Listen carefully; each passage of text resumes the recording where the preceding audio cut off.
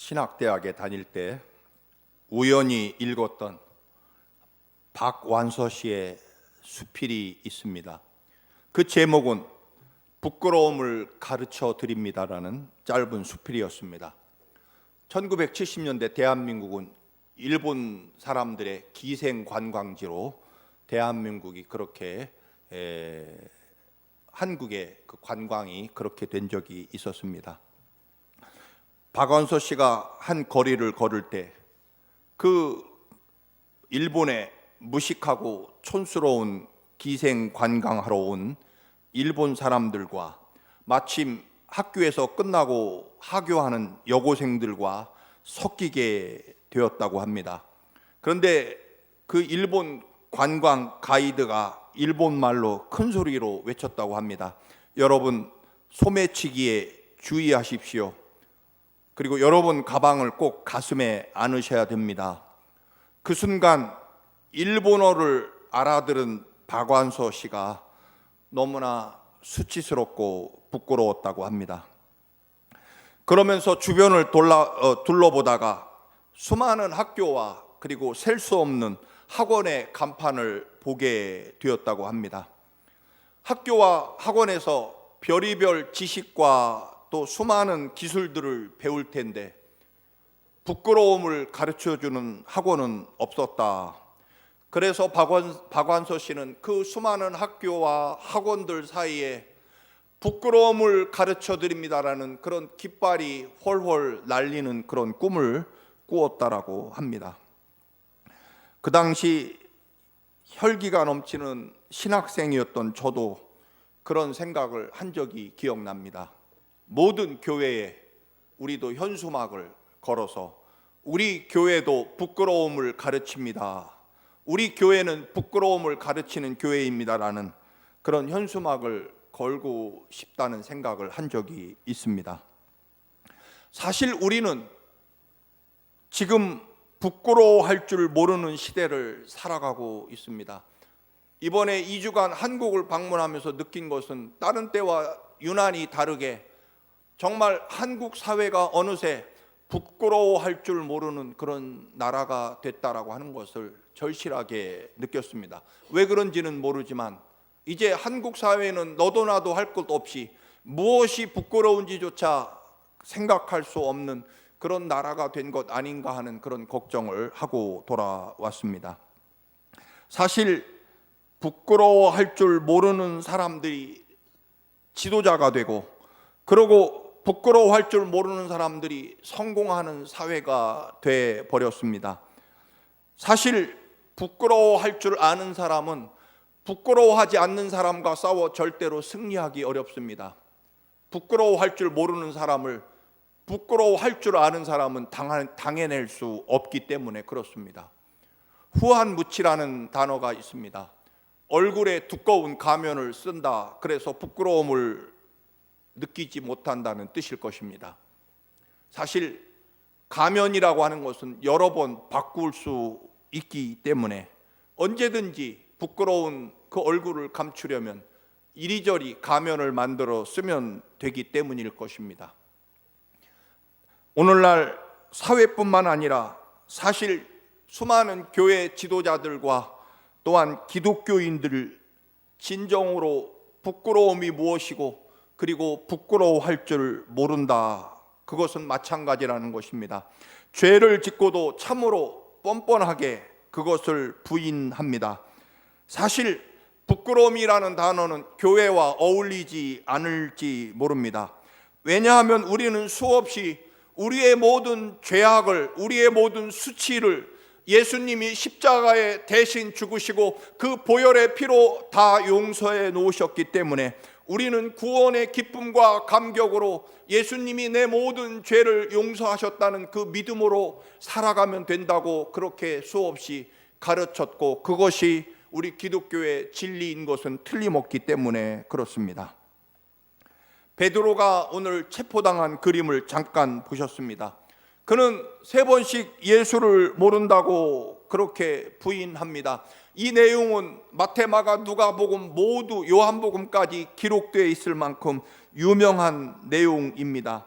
처음에는 한 보잘것없는 계집종이 하녀가 베드로에게 네가 예수와 함께 다녔다라고 분명히 이야기하자 베드로는 이 여자가 지금 무슨 소리를 하고 있느냐 하며 부인합니다.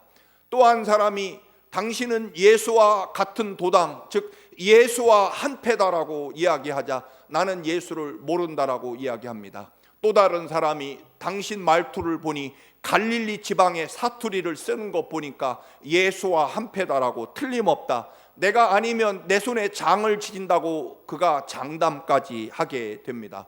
그러나 베드로는 나는 예수와 전혀 관계없고 그가 누구인지 모른다라고 부인하게 됩니다.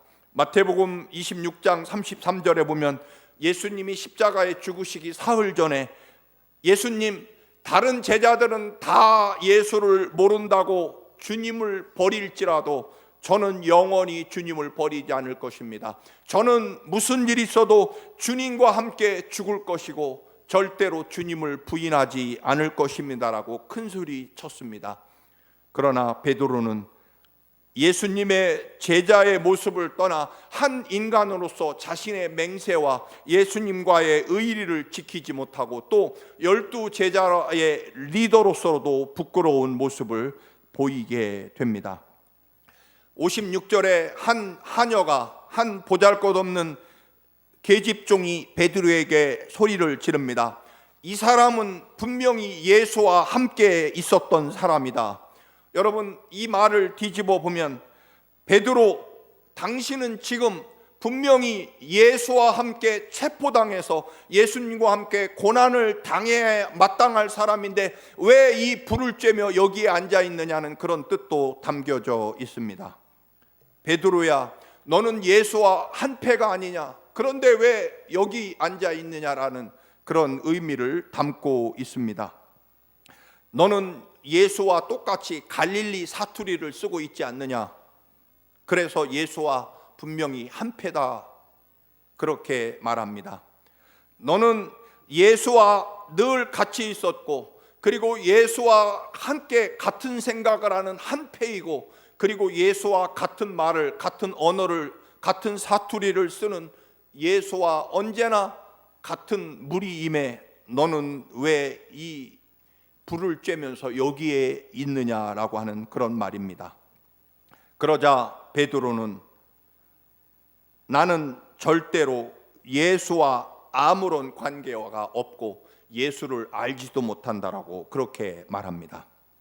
예수님을 반대하는 사람들은 베드로가 분명히 예수의 사람이라고 말합니다.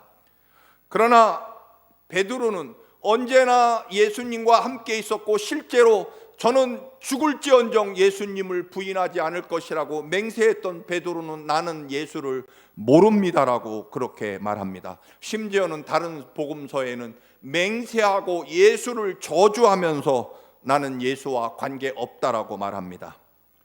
그렇게 베드로는 무너지고 닭이 울 때 자신이 너무 부끄러워 통곡하며 그렇게 베드로는 밖으로 나가 버리게 됩니다.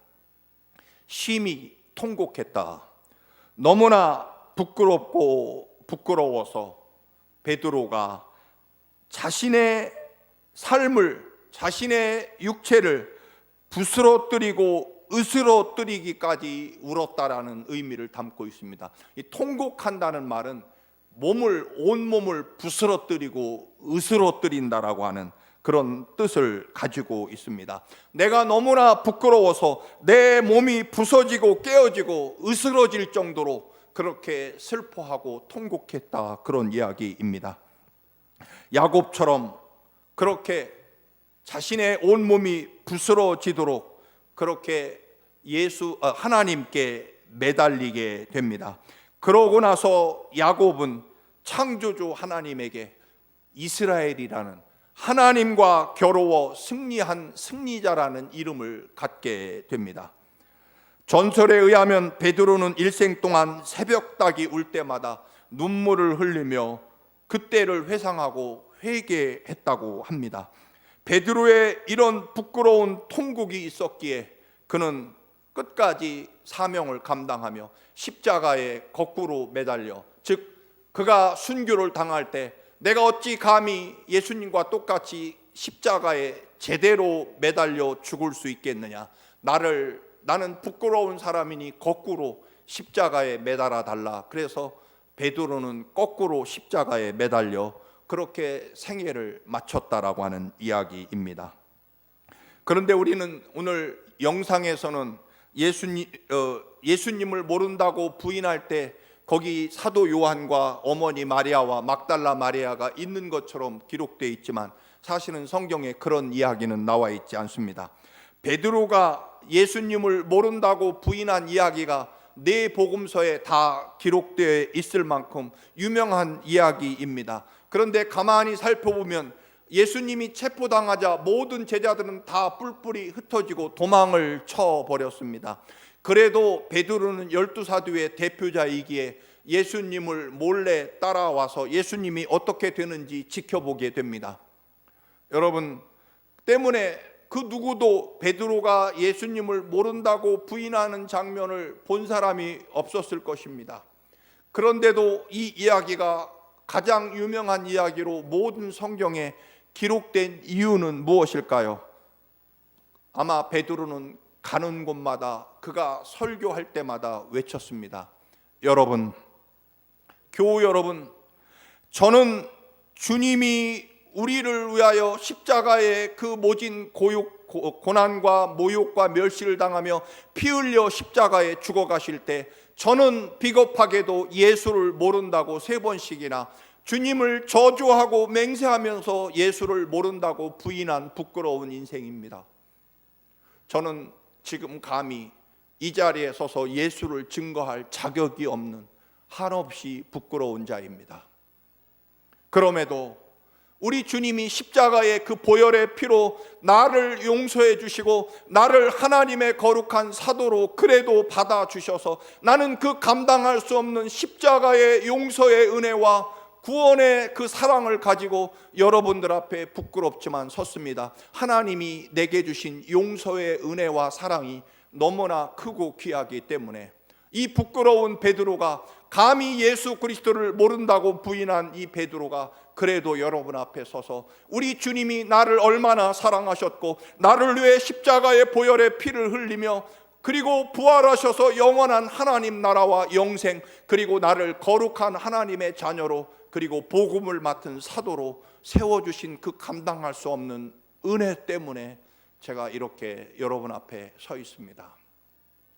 그러나 저는 한없이 부끄럽고 부끄러운 자입니다라고 그렇게 가는 곳마다 자신의 부끄러움을 이야기하고 그리고 그 부끄러움을 용서하신 주님의 한없는 사랑과 은혜를 간증했기 때문에 온 세상 사람들이 베드로의 3번 예수님을 모른다고 부인한 그 부끄러운 이야기를 모두가 알게 되었을 것입니다.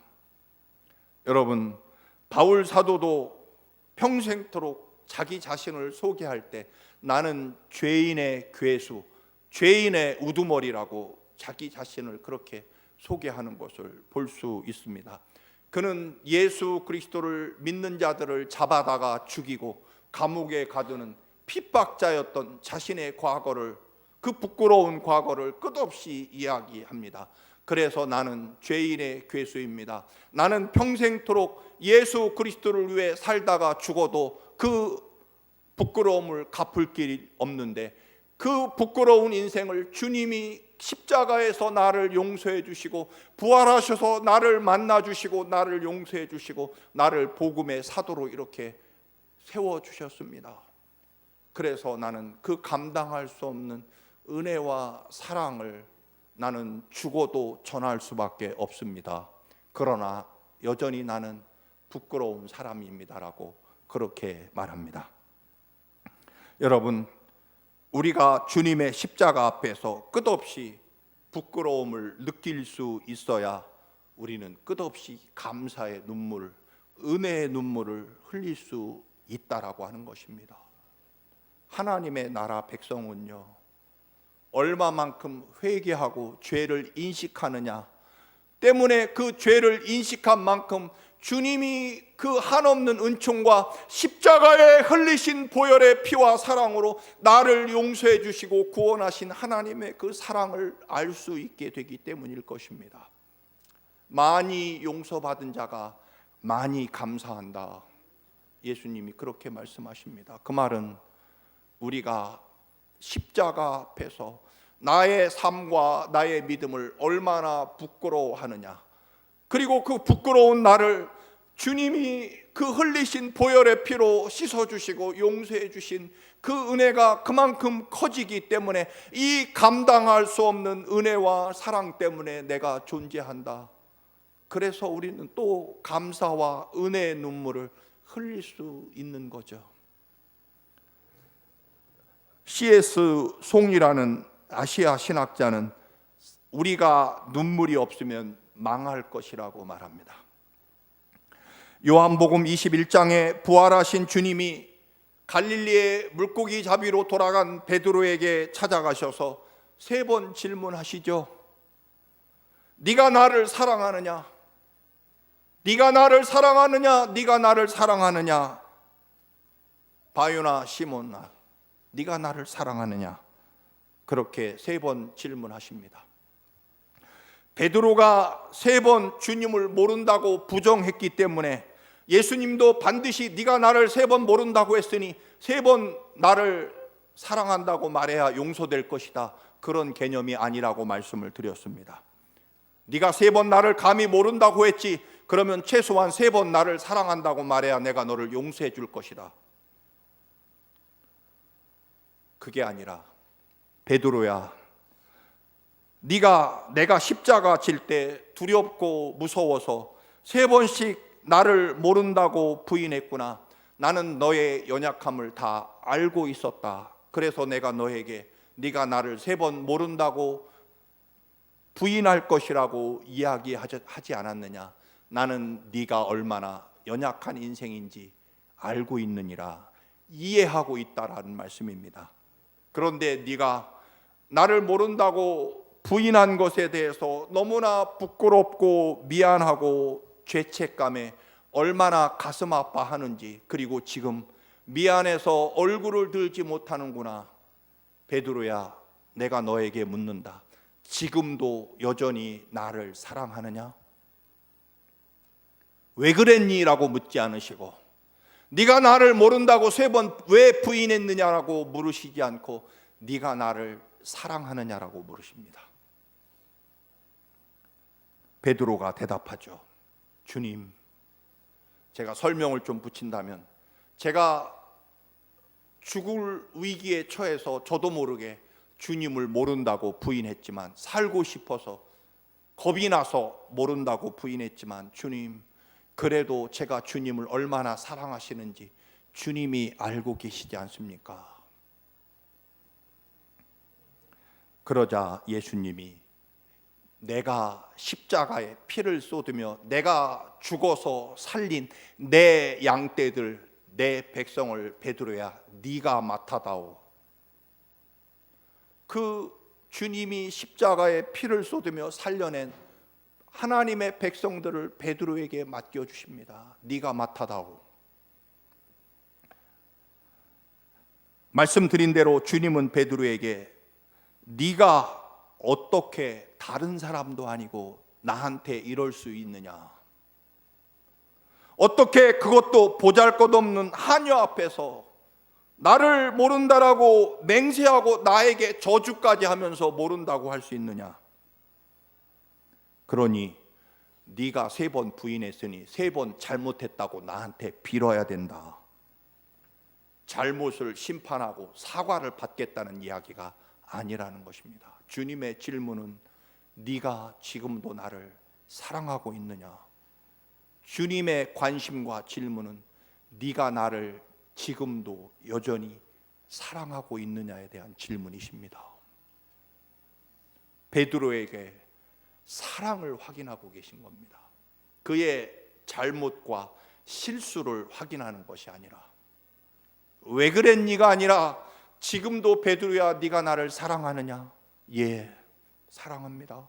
그래, 내가 가장 소중히 여기는 내가 피를 흘리며 내 생명과 바꾼 내 양떼들을 그러면 네가 맡아다오. 그 엄청난 사명을 베드로에게 주십니다. 무엇을 확인하고요? 잘못을 확인한 게 아니라 사랑을 확인하시고,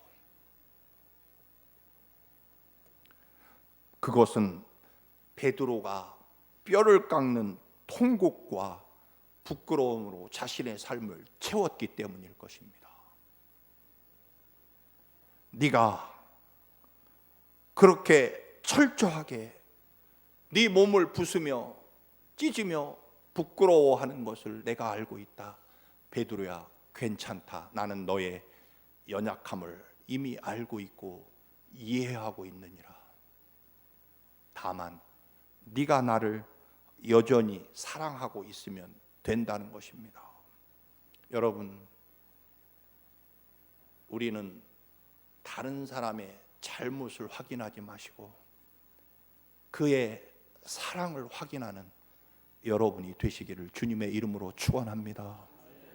주님이 우리에게 사랑을 확인하고 계시기 때문입니다. 그래서 우리는 부끄러움에도 불구하고 주님은 우리가 주님을 사랑하는 그 사랑을 보시고 우리를 용서하신다는 것입니다. 그리고 우리에게 은혜와 축복을 주신다는 것입니다. 여러분, 그러나 그 은혜와 사랑은 말씀드린 대로 끝없이 부끄러워할 줄 아는 사람에게 그 은혜가, 용서와 그리고 구원의 은혜가 임한다라고 하는 것입니다. 우리의 삶에서 수없이 돈이냐 예수님이냐 할 때 돈을 선택해 오는 부끄러움, 명예와 체면과 자존심을 선택하고 우리의 육체의 편안함과 즐거움을 선택하고 예수를 부인하며 끝없이 살아가는, 그리고 철저하게 감추어진 숨겨진 죄악을 간직하며 살아가는 그 부끄러움을 어찌할 것이냐라고 하는 것입니다. 바리새인처럼 나보다 더 큰 죄인이라고 생각하는 세리를 바라보면서 하나님, 저는 그래도 저 세리보다는 의롭고 착하고 더 예배도 잘 드리고 11조도 드렸습니다. 하나님, 저는 저 세리보다는 그래도 의로운 자입니다라고 그렇게 기도하는 바리새인이 아니라 저 성전 구석에서 하나님, 저는 감히 이 성전에 들어올 수조차 없는 죄인입니다. 하나님 앞에 감히 부끄러워서 얼굴을 들을 수 없는 사람입니다. 하나님은 그 세리의 부끄러움과 눈물의 기도를 들으시고 용서해 주신다는 것입니다. 여러분, 우리는 언제나 부끄러움을 할 줄 알고, 그리고 교회는 언제나 하나님과 십자가 앞에서 부끄러움을 가르치는 곳이 되어야 됩니다. 그래서 우리는 언제나 늘 죄송하고 부끄럽고 미안합니다. 그래야 하나님이 그 부끄러움과 은혜를 씻어주는 한없는 용서와 구원의 은혜를 우리에게 넘쳐 흐르게 하시고, 우리는 그 말할 수 없고 감당할 수 없는 하나님의 그 놀라운 용서와 사랑에 또다시 우리는 감사하며 눈물을 흘릴 수밖에 없기 때문입니다. 나 같은 죄인을 용서하신 그 주님의 사랑과 은혜, 나는 영원히 부끄럽고 또 부끄럽지만 그래도 주님은 더 큰 은혜와 더 큰 사랑으로 끝없이 네가 나를 사랑하느냐 물으시고 사랑하면 됐다라고 그렇게 우리의 모든 죄악을 감추어 주시는 주님의 한없는 은혜, 이것이 우리의 믿음의 길이 되어야 된다는 것입니다.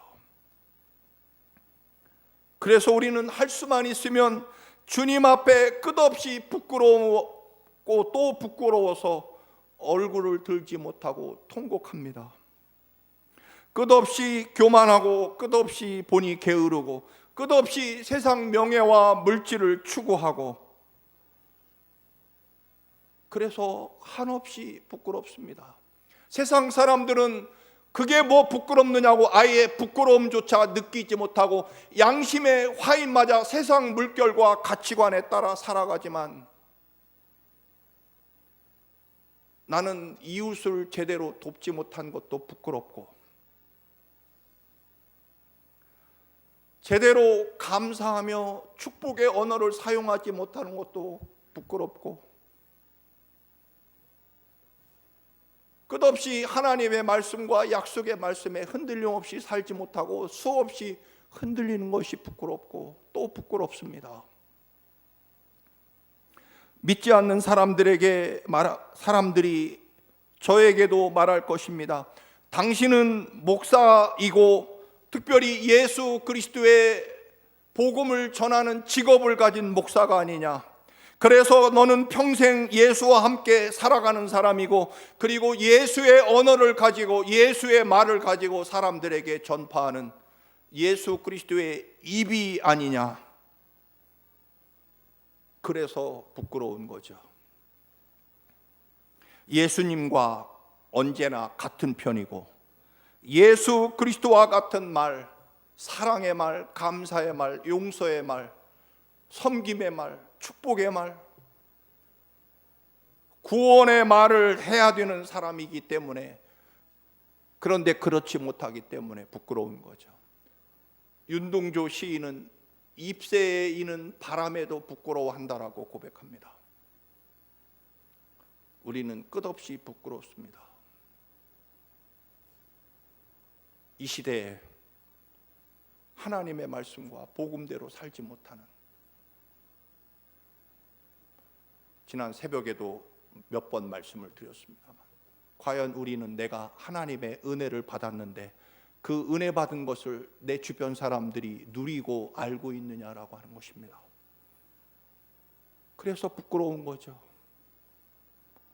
그런데 주님이 용서해 주신답니다. 그래서 또 더 부끄럽고 더 죄송하고, 그래서 그 감당할 수 없는 은혜 때문에 내가 이제 진정으로 예수 그리스도의 생명과 그 십자가 앞에서 그 은혜와 보혈로 살아가겠다고 또다시 결심하는 것입니다. 그런데 우리는 어느새 바리새인처럼 다른 사람과 비교해서 나는 의로운 사람이고 저 사람보다는 내가 낫다라고 하는 그런 교만에 사로잡혀 십자가 앞에서 언제 부끄럽고 주님의 그 부활의 소망과 능력과 우리가 받게 될 그 영원한 찬란한 하나님 나라와 영생 앞에서 얼마나 부끄러운지를 깨닫지 못하고, 오히려 우리는 끝없이 다른 사람을 부끄럽게 생각하는 데만 우리의 삶을 살아가니, 그래서 또 부끄러운 거죠. 여러분, 내 부끄러움을 잊고 다른 사람의 부끄러움만 보인다면 우리는 분명히 점점점 은혜와 십자가 구원에서 멀어지고 있다는 사실을 인식해야 됩니다. 부끄러워한다는 것은 늘 내가 지은 죄의 죄책감에 시달리고 옛날부터 지금까지 과거의 죄악에 붙잡혀서 죄책감을 가지고 살아간다는 그런 의미가 절대로 아닙니다. 내가 얼마나 부끄러운 죄인인데 주님이 나를 위해 십자가 보혈의 피로 용서해 주셨다는 그 은혜를 기억하며 우리는 내 부끄러움을 기억한다는 뜻입니다. 나같이 부끄러운 죄인을 살리시려고 하나님의 아들 예수님이 베들레헴 마구간 짐승의 밥통에 누우셨고 십자가에 못 박혀 그 피를 다 쏟으시며 온갖 모욕과 멸시를 내 대신 당하셨기에 그 은혜로 그 부끄러움을 용서받고, 또 앞으로도 끝없이 부끄러워하지만 주님은 괜찮다라고 또 보혈의 피로 용서해 주시고, 그렇게 용서받은 나는 또 부끄럽고, 그래서 한없는 감사와 은혜에 대한 눈물이 끝없이 우리에게서 마르지 않는 그런 믿음의 삶이 진정으로 위대한 생명과 축복을 가져온다는 것입니다. 여러분, 우리가 왜 하나님의 그 놀라운 은혜와 축복을 받지 못할까요? 부끄러움에 눈물이 말랐기 때문이고, 그리고 그 부끄러움을 용서받은 주님의 그 한없는 은혜의 눈물이 흐르지 않기 때문일 것입니다. 나 같은 죄인을 살리신 십자가 은혜가 있기에 끝없이 부끄럽지만 끝없이 용서받는 그 감당할 수 없는 은혜에 감사하며, 그래서 누가 나를 멸시하거나 알아주지 않더라도 나는 상처받지 않습니다. 왜냐하면 십자가 앞에서 나는 끝없이 부끄럽기 때문입니다. 나처럼 부끄러운 죄인이 용서를 받았고 구원받았습니다. 포도원 일꾼으로 아침 새벽 6시부터 부름받은 일꾼이 아니라 나는 겨우 5시에 나가서 1시간 일하고 한 데나리온 받은, 그래서 아침 6시부터 나와 죽도록 일한 사람과 나는 겨우 5시에 와서 1시간 일한 자격밖에 없는데 똑같이 구원받은 그 구원의 은총 가운데 내가 산다는 것입니다. 다음 사진 한 장 보여주시죠. 전에도 말씀을 드렸습니다만 사도 바울의 새 우물 교회 기념교회입니다. 바티칸 베드로 성당은 아마 그 역사상 가장 화려함을 자랑하지만 평생 복음을 전하고 기독교가 존재케 한 사도 바울은 이렇게 검소한 기념 예배당, 그것도 새 우물 교회로 이름이 붙여져 있습니다. 이유는 사도 바울이 이렇게 이 단두대에서 목이 잘려진 채 순교했고 그 잘려진 목이 3번 튀어 올라서 그 자리마다 우물이 생겨서 새 우물 교회가 사도 바울의 기념 교회입니다. 전에도 또 최근에도 그런 일이 있었습니다만 모슬렘 극단주의자들이 이집트의 곱틱 교도들을 예수를 부인하지 않는다고 21명을 참수했습니다. 또 지난번 얼마 전에도 그런 일이 일어났습니다. 이집트에서 재작년에 보여드렸습니다만 그 예수님이 십자가를 지고 올라가는 비아돌로로사라는 그 언덕에 이 곱틱 교회가 있습니다. 거기에 이 그림이 붙여져 있었고 그 밑에 순교의 피는 지금도 흐른다. 우리는 이 사람들에 비해서 사실은 5시 55분 59초에 와서 일한 사람입니다. 우리는 어느새 나는 최소한 아침 6시 혹은 12시부터 일한 사람이라고 생각하는 그런 교만함조차 우리는 버려야 된다고 하는 것입니다. 사랑하는 성도 여러분, 우리는 부끄러워할 줄 알아야 됩니다. 왜냐하면 부끄러워해야 은혜를 받을 수 있기 때문에, 생명을 누리고 구원을 받을 수 있는 길은 끝없이 하나님 앞에 부끄러웠기 때문에, 그래서 은혜가 필요하고 주님이 은혜를 주시지 않으면, 주님의 은혜가 아니면 존재할 수 없는 부끄러운 사람이기 때문에 그 은혜의 감사의 눈물을 흘리며 언제나 십자가 보고 살아가는 사람입니다. 사랑하는 성도 여러분, 물론 우리는 구원의 감격과 은혜가 넘치는 교회입니다. 그러나 우리 청암교회는 언제나 끝없이 주님의 십자가 앞에 부끄러움을 배우는 교회가 되기를 주님의 이름으로 축원합니다. 아멘. 기도하시겠습니다.